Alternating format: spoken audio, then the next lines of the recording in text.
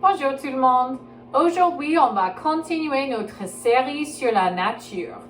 On va lire un livre qui s'appelle Le vent. Le vent. À la découverte du vent. Comment se servir du vent? Vol d'oiseaux et cerfs-volants. Activité amusante avec le vent.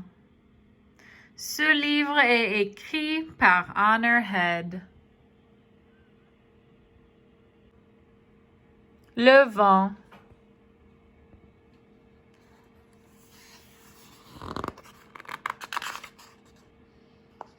Une table de matière.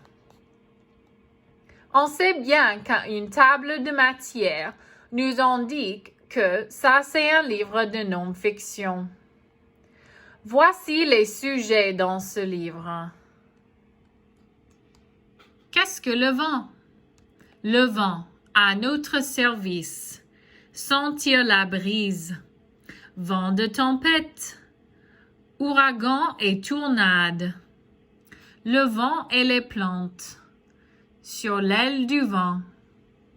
Jouer avec le vent. Fabriquer un virevoltant.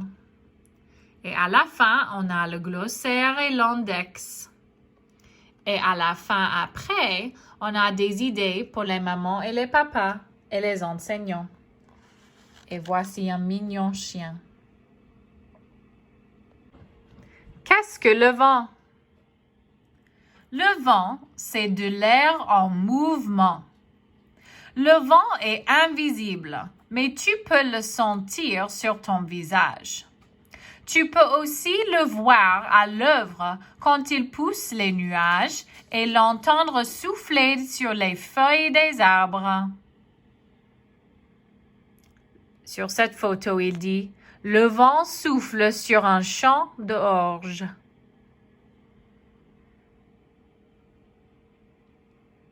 L'été, par temps chaud, le vent apporte sa fraîcheur.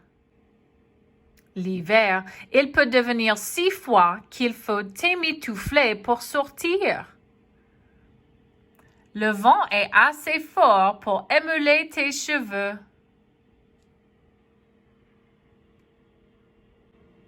Le vent à notre service. Le vent sert à toutes sortes de choses. Il sèche le linge que nous accrochons dehors sur la corde.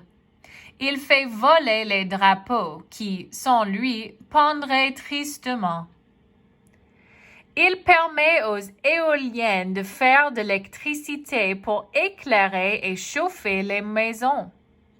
Les éoliennes produisent de l'électricité grâce au vent qui fait tourner leurs pales.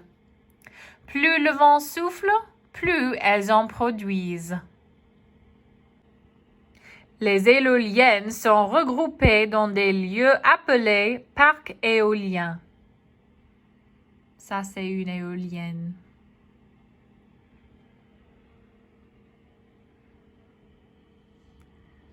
Certains navires et bateaux avancent sur l'eau grâce à la force du vent. Leurs voiles capturent le vent qui les fait voguer.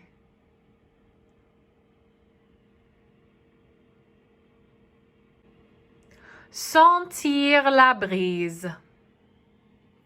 La brise est le nom que l'on donne au vent léger. La brise fait frémir les feuilles des arbres et ployer l'herbe.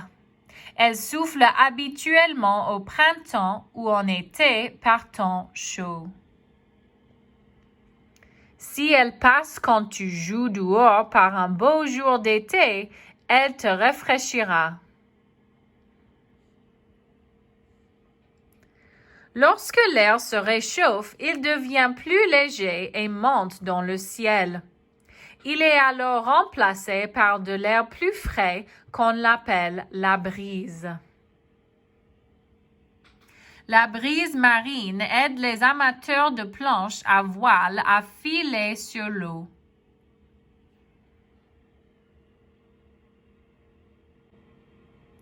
Vent de tempête. Tu sais qu'il vente très fort quand les branches des arbres s'agitent dans tous les sens.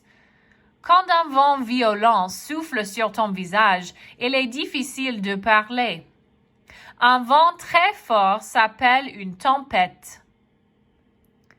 Les tempêtes peuvent casser des branches et déraciner des très vieux arbres.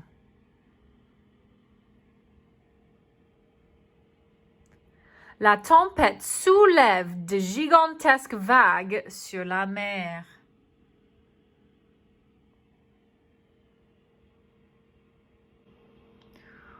Ouragan et tornade. Certains vents sont si forts qu'ils détruisent tout sur leur passage. Les plus violents s'appellent des ouragans. Ils se forment quand des nuages orageux se ressemblent au-dessus des mers chaudes et grossissent. L'ouragan apporte des fortes pluies et provoque de gigantesques vagues. Les ouragans sont si puissants qu'ils peuvent démolir les maisons et renverser des automobiles.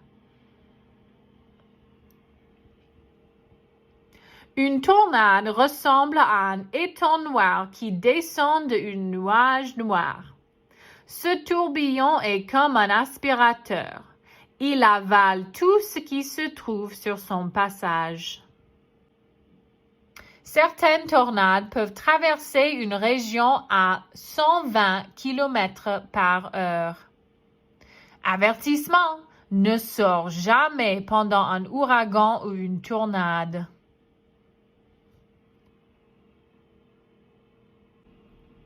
Le vent et les plantes. Plusieurs plantes ont besoin du vent pour répandre leur pollen et leurs semences. Pour que de nouvelles fleurs puissent pousser, le pollen doit passer d'une fleur à une autre de la même espèce. C'est généralement l'œuvre des abeilles et des insectes, mais pour certaines fleurs, c'est le vent qui fait le travail. Les aigrettes qui transportent les graines depuis son lit sont dispersées par le vent. Elles flottent dans les airs, puis tombent au sol, là où les graines pourront germer.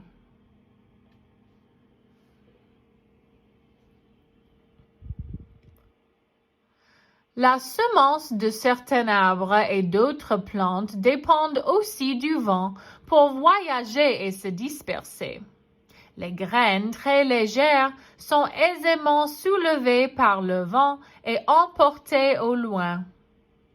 Certains arbres sont dotés de graines aillées, comme ce sycomore. Grâce à leurs ailes, les graines restent plus longtemps dans les airs et se déplacent plus loin. Sur l'aile du vent. Les animaux aussi utilisent le vent. Plusieurs oiseaux de grande envergure s'en servent pour voler. Les oiseaux aux grandes ailes, comme cet aigle d'Amérique, s'aident du vent pour prendre leur envol. Certains oiseaux utilisent leurs larges ailes pour planer sur plusieurs kilomètres. Le vent leur permet d'avancer sans qu'ils aient à battre trop souvent des ailes, leur évitant ainsi de s'épuiser. Cet albatros de mer étend ses longues ailes étroites pour se laisser porter par le vent au-dessus de l'océan. Il peut parcourir de longues distances de cette façon.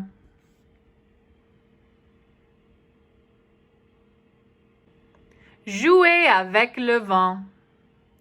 Il y a plusieurs façons de s'amuser avec le vent. Certaines personnes grimpent au sommet des montagnes, là où le vent souffle plus fort, pour faire voler leur surf-volant. Le surf-volant prend son envol grâce à la force du vent. D'autres se laissent porter par le vent comme les oiseaux en faisant du parapente ou du deltaplane.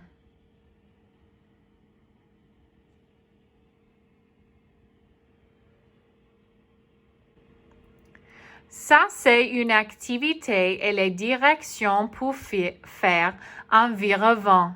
C'est cette chose-là.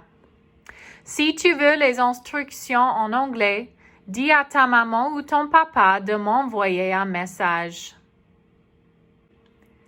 Et à la fin de ce livre de non-fiction, comme d'habitude, il y a le glossaire et l'index. Et ça, c'est la fin.